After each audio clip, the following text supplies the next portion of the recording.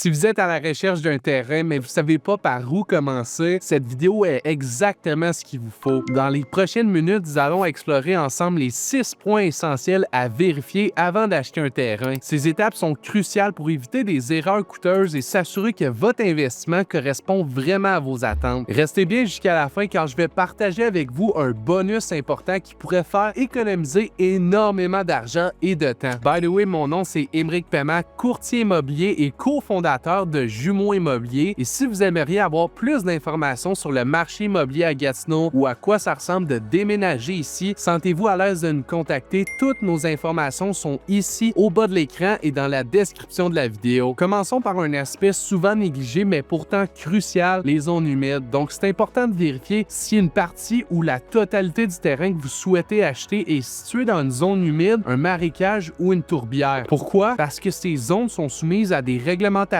environnementales strictes qui peuvent limiter, voire interdire la construction d'un bâtiment. Donc, imaginez investir dans un terrain pour découvrir plus tard que votre projet de rêve est irréalisable à cause de ces restrictions. Pour vérifier ça, vous pouvez utiliser des outils comme le site Canard Illimité Canada. C'est une plateforme qui offre une cartographie détaillée de nombreuses zones humides au Québec. En entrant l'adresse ou les coordonnées du terrain, vous pouvez vraiment zoomer et voir s'il y a des zones protégées qui se trouvent sur la propriété. Pour être encore plus sûr, n'hésitez pas à demander à votre courtier immobilier de valider cette information et jeter un coup d'œil sur le certificat de localisation. Cette étape est simple, mais elle peut vous éviter de gros problèmes à l'avenir. Donc maintenant qu'on a couvert les zones humides, on va aller directement voir quoi ça consiste le zonage municipal. Chaque terrain a un zonage spécifique qui détermine ce que vous avez le droit de faire et de construire sur ce terrain. Par exemple, si vous rêvez de construire un duplex ou une maison bigénérationnelle, eh bien le zonage doit vous le permettre. De plus, certains terrains interdisent des usages comme la location à court terme, ce qui pourrait être un peu problématique si vous avez un projet de chalet locatif. Vous devez aussi vérifier les restrictions sur la taille des bâtiments, le nombre de constructions annexes autorisées ou encore des bâtiments agricoles ou industriels s'ils sont permis. Toutes ces informations sont disponibles à votre municipalité, donc vous pouvez contacter directement le service d'urbanisme ou demander à votre courtier de le faire pour vous-même. Cette étape est essentielle pour vous assurer que votre vision correspond au règlement en vigueur. Maintenant, la topographie. Est-ce que le terrain est compatible avec votre projet? La topographie, c'est un petit détail qui est souvent sous-estimé. Ça peut complètement changer la faisabilité de votre projet et surtout les coûts. Si votre terrain est très en pente et que vous souhaitez construire une maison de plein pied, c'est certain que ça pourrait s'avérer très complexe et coûteux. À l'inverse, si vous rêvez d'avoir un chalet perché sur une montagne mais que votre terrain est dans un creux,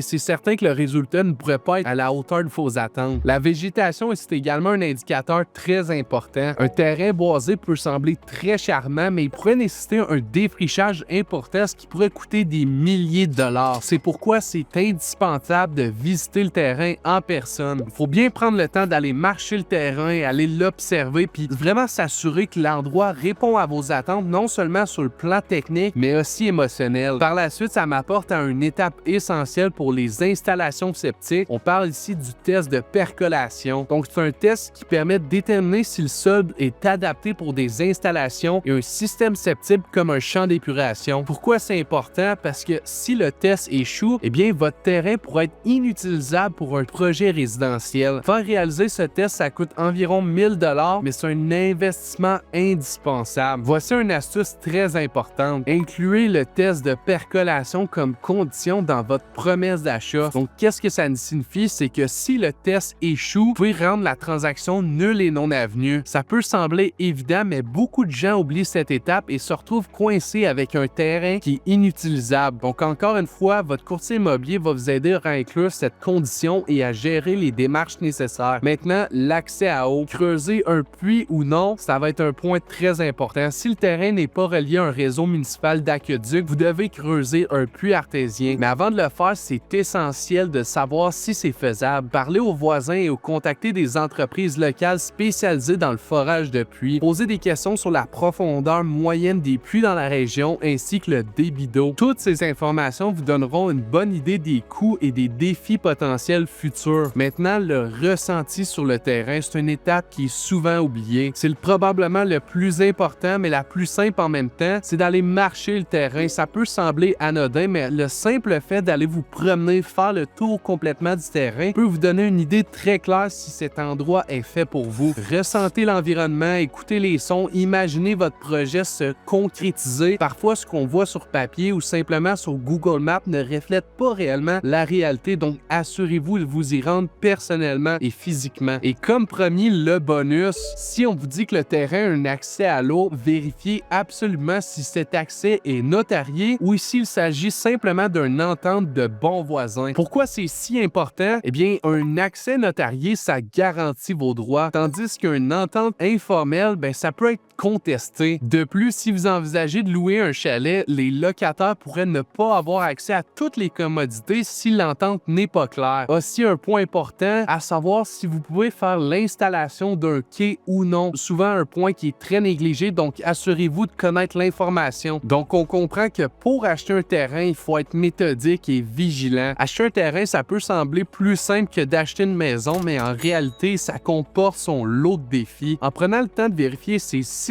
points, on parle ici des zones humides, zonage municipal, la topographie, le test de percolation, l'accès à l'eau et le ressenti sur place, vous serez en mesure de faire un choix éclairé. Et n'oubliez pas, un terrain bien choisi, c'est la clé d'un projet immobilier réussi. Merci beaucoup d'avoir regardé la vidéo jusqu'à la fin. Si vous avez des questions ou besoin de conseils pour votre projet immobilier, n'hésitez pas à nous contacter. Et si vous avez trouvé cette vidéo utile, pensez à liker et à vous abonner. À bientôt pour plus de conseils pratiques dans votre projet immobilier.